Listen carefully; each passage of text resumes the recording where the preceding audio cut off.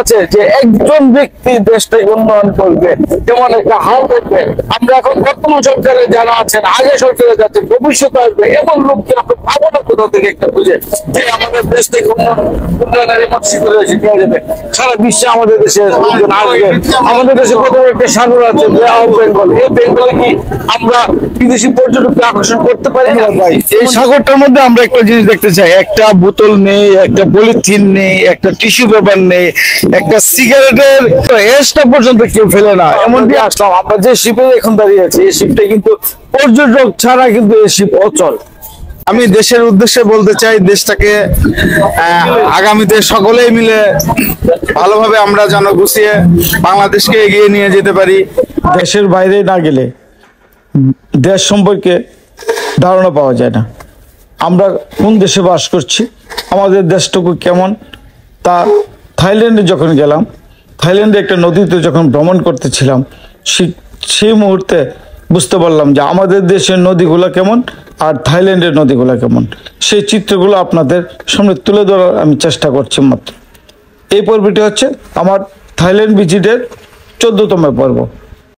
এই পর্বে দেখানোর চেষ্টা করব দেশপ্রেম কিভাবে আমাদের মনে জাগ্রত হয়েছে। আমাদের দেশে আমরা কেন আমাদের দেশটা ভরে গেছে রাজনৈতিক যে নোংরামিটা, এই নোংরামের কারণে আমাদের দেশটা ধ্বংসের পথে প্রায় চলে গেছে। কে কার ক্ষমতা দেখাবে, এটাই হচ্ছে আমাদের দেশের মানে মনে হয়েছে না। এটাই যেন সব দেশটাকে কিভাবে উন্নত করবে সেই ব্যবস্থা কিন্তু করে না। এই পরিবেশে এসে দেখে আসলে মানে যাকে বলি, আমি আসলে ভাষায় বলতে পারছি না যে আসলে এত ভালো লাগছে এই জিনিসগুলা, এই আলোকসজ্জাগুলো দেখে, এই শিবনাথের ব্যবস্থা, পর্যটকদের তারা কিভাবে আকর্ষণ করেছে আপনারা হয়তো বুঝতে পারেন। তারা পর্যটকদের দিয়ে তাদের এই দেশটাকে চালাচ্ছে এবং এই ইনকাম যে করছে তারা ম্যাক্সিমাম। আমরা যে আসলাম, আমরা যে শিপে এখন দাঁড়িয়ে আছি, এই শিপটা কিন্তু পর্যটক ছাড়া কিন্তু এই শিপ অচল। পর্যটকদের কাছ থেকে এই শিপে যত টাকা পয়সা নেওয়া হচ্ছে, এই শিপের যে খরচ আসছে, এখানে যারা ইনকাম সোর্স হচ্ছে, যারা জেনারেট হচ্ছে ইনকাম সোর্স, এবং যারা আছেন সবাই কিন্তু একইভাবে এখানে টাকা ইনকাম করছে শুধুমাত্র তাদের দেশের বাইরের লোকদের থেকে। এটা আসলে মানে বাইরের দেশে মনে হয় যে আমাদের দেশের নোংরামি কি পরিমাণ বলা। এই দেশটাকে বললাম রাজার ছবি পর্যন্ত একটা কোথাও এখন পর্যন্ত চোখে পড়ে না। অর্থাৎ আমাদের দেশে যদি হয়তো তাহলে এখানে এখানে এইসব, এখানে স্ট্যাচু, কত কিছু যে হয়ে যেত। কিন্তু এগুলো হচ্ছে দেশ উন্নয়নের যারা কাজ করে, তারা এইভাবেই করে, এভাবেই দেশটাকে উন্নত করে নিয়ে নেয়। এমনকি আমার কেউ আছে যে একজন ব্যক্তি দেশটাকে উন্নয়ন করবে, যেমন একটা হাল দেখবে। আমরা এখন বর্তমান সরকারে যারা আছেন, আগে সরকারে যাচ্ছে, ভবিষ্যতে আসবে, এমন লোককে আমরা পাবো না কোথাও থেকে একটা খুঁজে যে আমাদের দেশটাকে উন্নয়নের যাবে। সারা বিশ্বে আমাদের দেশে আসবে। আমাদের দেশে প্রথম একটা সাগর আছে বে অফ বেঙ্গল। এই বেঙ্গলে কি আমরা বিদেশি পর্যটককে আকর্ষণ করতে পারি না? দেখাবো আপনাদেরকে, যারা আছেন তাদের সবাইকে দেখানো চাচ্ছি। এই যে ছোট ছোট শিপম্যান আছেন, এই শিপম্যানে আমাদের লোকজন যারা আছে, আমরা সবারই একই বাক্য, একই কথা, সবাই একটাই বলতে চাই যে আমাদের দেশটাকে যেন উন্নয়ন করা যায়।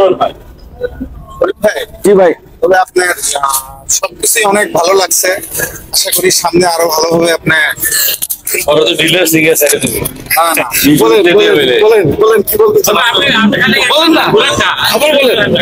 আমি বলতে চাচ্ছি যে আমাদের শরীফ ভাই আমাদের গ্রুপের সবচেয়ে মানে ভালো একজন বিচক্ষণ লোক, এবং আমি চাই আগামীতে ভাইয়া আরো আগায় যাক, তার চ্যানেলটা আরো ভালো হোক। রাজনীতি করতে আবার বললেন না,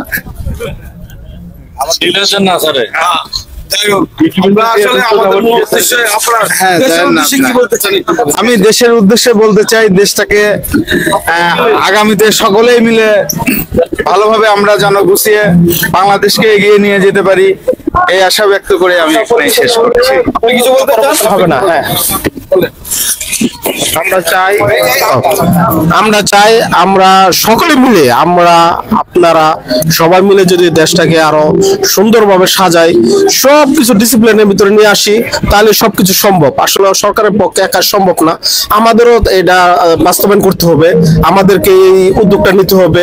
যেখানে নোংরা দেখবো, যেখানে একটা ময়লা ফেলাবো, এটা আমরা ডাস্টবিনে ফেলাবো। এই সাগর কি পরিষ্কার।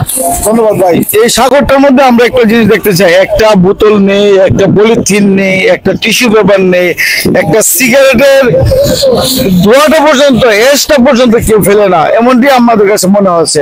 তাহলে সাগরের পানি এত স্বচ্ছ, এত পরিষ্কার থাকার কথা না। আমরা এই দেশটাকে যেমন দেখেছি, আমাদের স্বপ্ন নিয়ে যাচ্ছি, আবার যে স্বপ্নটুকু আমরা দেখেছি তার সবটুকুর জন্য বাংলাদেশে এসে তার বিদ্যমান দেখতে পাই। এই আশা রেখে আজকের এই পর্ব থেকে বিদায় নিচ্ছি। যারা দেখেছেন সবাইকে শুভেচ্ছা। আবার নতুন কোনো পর্বে আবার দেখা হবে ইনশাল্লাহ। আমার চ্যানেল নতুন হয়ে থাকলে সাবস্ক্রাইব অথবা ফলো বাটনের চাপ দিবেন, তাহলে আমি আরো উৎসাহিত হব।